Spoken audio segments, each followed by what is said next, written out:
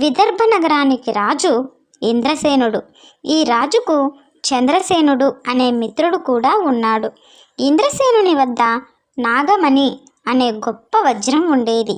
ఒక ముని ఆ వజ్రాన్ని రాజుకి బహుమానంగా ఇస్తూ, ఈ వజ్రం ఎవరి దగ్గర ఉంటే వాళ్లకు అపజయం అనేదే కలగదు అని చెప్పాడు. అప్పటి నుంచి రాజు ఆ వజ్రాన్ని తన పూజ గదిలో ఉంచి తన ప్రాణం కంటే ఎక్కువగా చూసుకునేవాడు. వజ్రం గురించి తెలిసిన చంద్రసేనుడు నాగమణిని దొంగిలించాలనే దుర్బుద్ధి కలిగింది. ఒకరోజు రాత్రి చంద్రసేనుడు నాగమణిని రహస్యంగా దొంగిలించి ఒక చోట దాచాడు. మరుసటి రోజు రాజుకు వజ్రం కనిపించకపోయేసరికి చాలా నిరాశకు లోనయ్యాడు. వెంటనే రాజు తన మంత్రి సలహాతో రాజమందిరంలో ఉన్న భటులతో సహా అందరినీ పిలిపించి నాగమణి దొంగిలించబడిన విషయం చెప్పాడు. దొంగ దొరకాలంటే కోటలో ఉన్న మసికుండని తాకి రావాలని, ఆ కుండే దొంగని పట్టిస్తుందని రాజు ఆజ్ఞాపించాడు.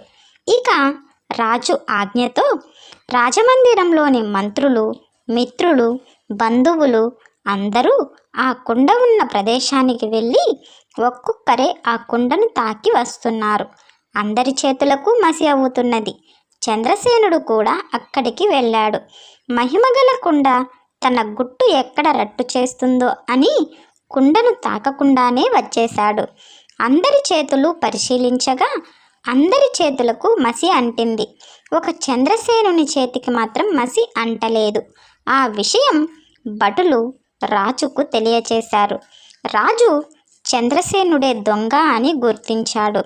అతను దొంగిలించిన వజ్రం తెప్పించి చంద్రసేనునికి తగిన శిక్ష విధించి చెరసాలలో బంధించాడు.